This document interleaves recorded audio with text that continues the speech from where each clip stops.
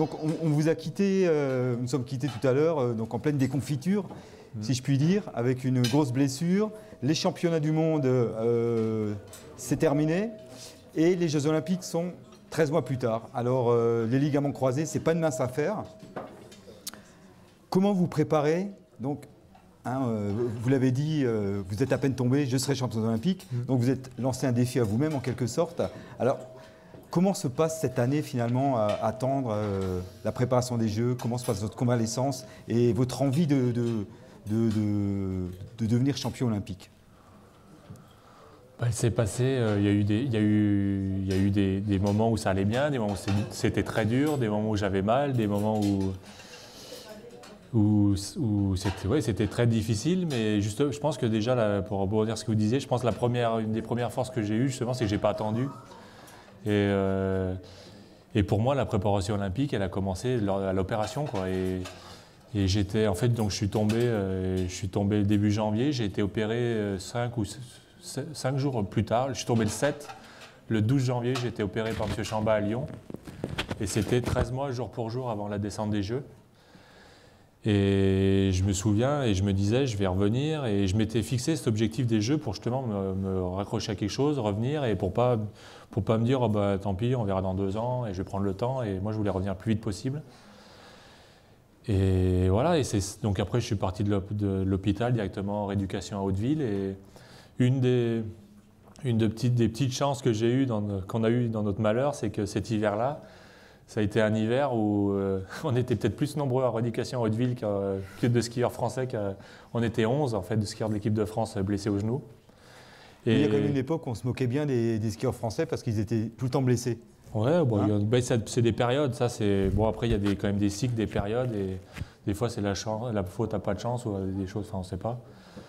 Et du coup, une des choses qui était bien, c'est que la fédération, on était tellement nombreux que la fédération avait mis 1 ou 2 entraîneurs à disposition des blessés, avait fait un groupe à part de blessés pour qu'on revienne petit à petit, qu'on puisse retravailler tranquillement pour revenir petit à petit.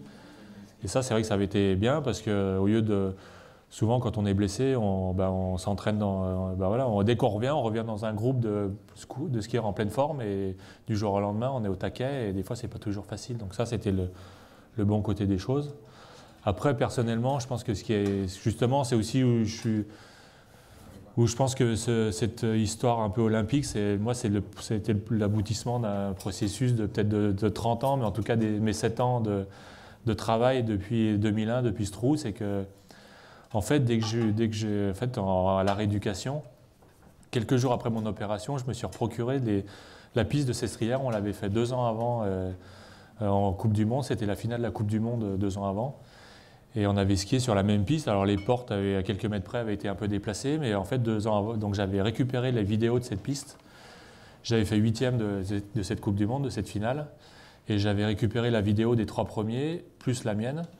Et en fait, quelques jours après l'opération, en rééducation, j'ai commencé à visualiser la piste sur mon lit de rééducation. Après la rééduque, j'étais seul dans ma chambre avec la jambe raide et mon ordinateur et je visualisais la piste et je fermais les yeux et j'ai commencé à la skier dans ma tête 1 an avant quasiment.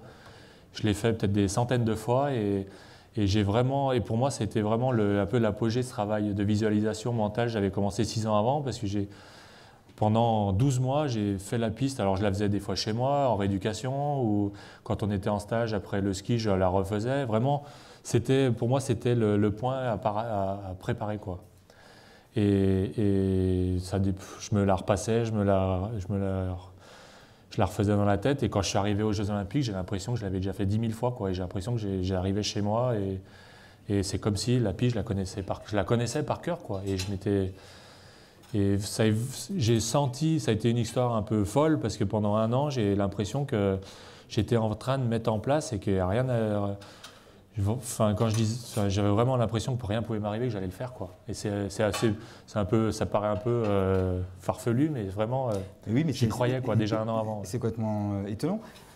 Comment, avec le recul, vous arrivez à expliquer ça? C'est-à-dire que dans votre chambre d'hôpital, commencez à visualiser et pendant 1 an, vous visualisez ça? Parce que moi, j'avais le genou opéré, déchiré, j'avais 6 mois de vacances. J'ai rattaqué à skier, donc j'ai fait mes 6 mois. En plus, la rééducation n'a pas été toute simple. J'ai été opéré de mon croisé. À ce moment-là, on ne l'a pas trop dit, mais j'ai été opéré de mon croisé. J'attaque la rééduc, ça se passait plutôt à cette époque-là, c'est marrant. Donc ça fait 10 ans à peu près, puis c'était en 2005.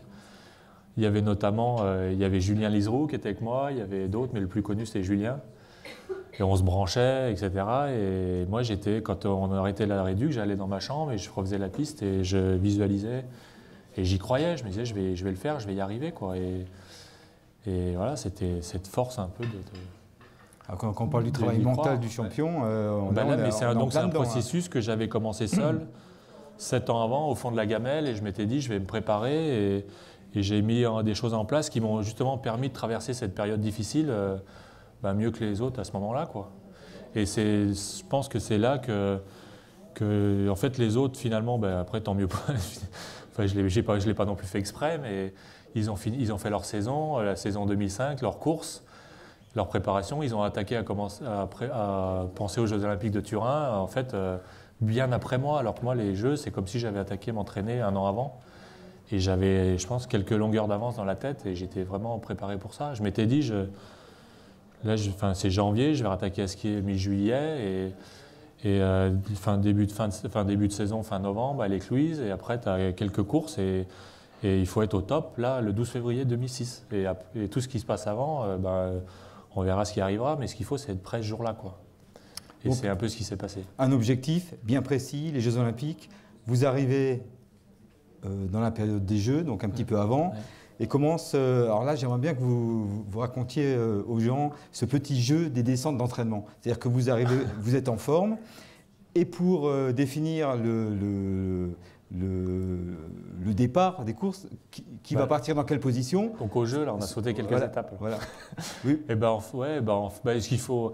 En fait, je rattaque la saison. J'avais tellement envie je me sentais tellement. J'avais tellement envie de reprendre, de skier, etc. Tellement content que.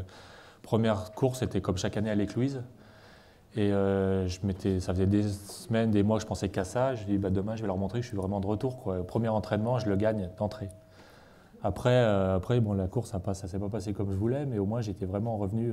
Ça marche toujours? Oui, ça marche. Et après, donc mois de décembre, janvier, ça s'est passé plus ou moins bien. Des fois, j'étais dans les 10, des fois, j'étais... À Wengen, 3 semaines avant les Jeux, j'étais 35 ou 40e, ça avançait plus, je ne savais pas pourquoi. Ça n'a pas été non plus tout facile pendant un an, ça a vraiment été des moments difficiles. Wengen, je fais 35 ou 40e. La semaine d'après, on va à Kitzbühel. Je fais mon meilleur résultat de ma carrière, je rentre dans les 10, en revenant de blessure. Donc il y avait vraiment des hauts et des bas, et à chaque fois, je me disais, il y avait des bonnes portions, il y avait des portions plus difficiles, mais je me disais, je suis en train de construire et je vais être là, quoi. Et des fois, il y a des journalistes qui me disaient, à l'arrivée à Wengen notamment, mais les Jeux, c'est dans 3 semaines. Et je leur dis, vous inquiétez pas, je serai prêt. Et après, je m'étais taré de leur dire ça. Parce un peu fanfaron quand même. Ouais, fanfaron, mais en même temps, je sais pas, c'était comme c'était. Voilà. En fait, de toute façon, c'était votre. Mais c'était ma façon aussi d'y croire et de me surmotiver, quoi. Et ça a marché, ouais. Et donc, j'arrive. La semaine d'avant les Jeux de Turin, on était à Chamonix, où un an avant, je m'étais fait mal au genou. Et là, il y a quand même le petit coup de stress de revenir sur la piste où je m'étais fait mal. Et je m'étais dit, maintenant, il faut reprendre le taureau par les cornes et il faut skier, quoi. Et premier entraînement sur cette piste, je gagne la portion où je m'étais fait mal au genou un an avant. Et là, je me suis dit, là, ça va, je fais 3e, 4e l'entraînement, j'avais vraiment l'impression d'être de retour. Est-ce que ça débloque? Et malheureusement, la course est annulée parce qu'il y a du brouillard. Et là, je me revois au resto d'altitude, il faisait grand beau, grand bleu, un peu comme au Marstein ce matin. Les nuages en bas. Et je range mes skis et je me dis, maintenant, il n'y a plus qu'une course à gagner, c'est les Jeux, quoi. La semaine d'après. Est-ce que ça, c'est l'ultime déclic? Le fait de repasser, là, vous étiez tombé un an auparavant, peut-être ça fait... en passant bien. Ouais, peut-être, ouais. C'est comme si pendant un an, j'avais mis tout en place et que tout s'était... Alors, je sais pas, ça fait paraître un peu surnaturel, mais j'avais l'impression que tout se mettait en place pour que l'histoire s'écrive et en plus qu'elle soit belle. Parce que quand j'étais blessé, je me disais, champion olympique, c'est bien, mais si tu arrives à le faire en venant de blessure, ça sera encore mieux, quoi. Et tout ce qui m'arrivait de négatif ou de positif, j'arrivais à le retourner pour que ça soit quelque chose qui m'apporte, qui me renforce encore plus. Et notamment le jeu des dossards. Là, Alors le jeu des dossards, donc pour définir Parce qu'en fait, bon, le programme a changé depuis, mais à ce moment-là, c'était un peu comme en Formule 1, en fait, l'ordre des dossards. Donc en descente, il y a des entraînements les jours qui précèdent. Donc il faisait beau, on avait fait 3 entraînements. Et l'ordre de départ de la course était fait en fonction du résultat du dernier entraînement. Inversé, c'est-à-dire celui qui gagnait l'entraînement partait avec le dossard 30 et celui qui faisait 30e partait avec le 1. Et en Coupe du Monde, c'est pour ça qu'à ce moment-là, il y a un petit jeu d'intox parce qu'on analysait donc les jours précédents, on analyse la météo, les températures, l'hygrométrie, les tailles des grains de neige. Vraiment, on analyse tout pour trouver la bonne paire de skis et essayer de trouver la meilleure fenêtre météorologique. Parce qu'entre le dossard 1 et le dossard 30, il se passe 1 heure, et en 1 heure, en 10 minutes, tout peut changer en niveau température. Donc en fait, la veille, on essaie d'analyser pour se dire qu'il vaut mieux avoir autour du 10, 14, 15 que 30 ou 1, quoi. C'est pour ça que les jours qui précèdent, la veille surtout, il y avait des petits jeux d'intox où on essayait de gérer le dossard avec des petits freinages ou des petites choses pour ne pas être trop devant mais trop derrière non plus. Et là, pas de bol. Et en fait, on avait analysé. Donc, premier entraînement, je fais 5e, deuxième entraînement, 5e. J'étais là et je me disais, c'est vraiment, parce que je faisais des petites fautes, je sentais que j'avais le potentiel, mais je faisais des petites fautes.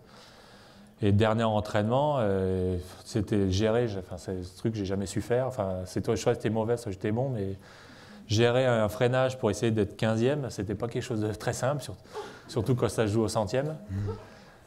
Et on avait imaginé que pour avoir les meilleures chances de gagner, il fallait être entre 10 et 15. C'était à peu près au milieu, quoi. Donc vous aviez tout calculé, quoi. Et en fait, vu que j'arrivais pas à rien calculer, la veille, je m'étais dit, tu fais ton passage à fond, parce qu'il faut le faire à fond.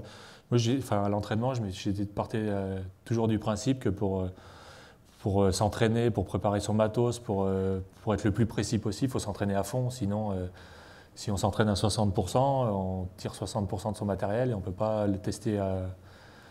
Et donc, moi, je m'étais dit, tu fais le passage à fond et si tu skis bien, bah, tu fais un dérapage. Si tu fais des fautes, tu fais un moins beau dérapage. Enfin, tu essaies de voir 100 mètres avant la ligne, quoi. Et en fait, j'ai eu l'impression de skier vite, mais de faire des petites fautes. Je n'étais pas très sûr de moi. Donc, j'ai fait semblant de freiner. Je n'ai pas trop freiné. Et là, je me retourne, je vois un premier, et pendant 3 secondes, je dis, bah merde, là c'est foutu, c'est fini, t'as tout bouffé, quoi, bouffé la feuille. Et puis en fait, ça a duré 10 secondes. Donc vous savez que vous allez partir 30e le lendemain. Ouais. Et ça a duré 10 secondes, et tout de suite, je me suis dit, bah, après tout, mais c'est là où c'est un peu dingue, c'est qu'à l'entraînement, cet entraînement, je partais avec le dossard 23. Et je me suis dit, bah, après tout, tu gagnes avec le 23, avec le 30, c'est un quart d'heure plus tard, tu vas le faire aussi, quoi. Et puis au moins, bah maintenant, les gens savent que tu y crois, que tu es fort et la pression elle est sur eux. Et demain, il sera dimanche, il fera beau. Et quand tu arriveras en bas, tu sauras que tu as gagné ou que tu as perdu, mais tu seras tout de suite fixé, quoi. Pas plus de pression que ça. Vous dormez bien. La pression, j'ai rien dormi de la nuit. Ah bah voilà. Mais en fait, même ce que je veux dire, c'est que même une chose que j'avais cru calculer qu'il fallait être comme ça, pendant 10 secondes, je me suis dit que c'était foutu, raté. J'ai retourné le truc en me disant finalement c'est positif et ça sera encore plus beau et au moins tu seras fixé, quoi. Et puis c'est voilà. Non, mais attendez, on va voir la course, mais racontez-nous votre nuit alors. Donc vous dormez pas, vous êtes stressé? J'ai quasiment pas dormi, j'ai écouté de la musique toute la nuit. Gladiator, par exemple. ma femme, je vais trahir un secret, ma femme m'avait offert le film Gladiator 1 mois avant. Ma future femme, c'était pas ma femme à l'époque. Et j'ai eu l'impression le lendemain d'être Gladiator, de rentrer dans l'arène, quoi. J'ai pas dormi de la nuit. Russell Crowe. Un peu, ouais. C'est plus Russell que Crowe. Donc, ça a été fabuleux, ouais. Ce matin, je me suis dit, tu vas le faire. Toute la matinée, je me suis dit, tu vas le faire. Et à l'entraîne, pendant la reco, pendant la dernière reconnaissance en dérapage, j'ai dit à des entraîneurs, ça sent la belle journée. J'ai essayé de les rassurer, quoi, presque, ne vous inquiétez pas. Et vous étiez vraiment confiant? Ah ouais. On fait les quelques pistes d'échauffement, j'ai l'impression de voler, quoi. Alors, je vous propose de voir un montage avec les coureurs qui sont sur le podium. Donc, d'abord les deuxième et troisième, et puis après, ce sera votre tour. Ça va vous rappeler des souvenirs. Avec le son, c'est mieux.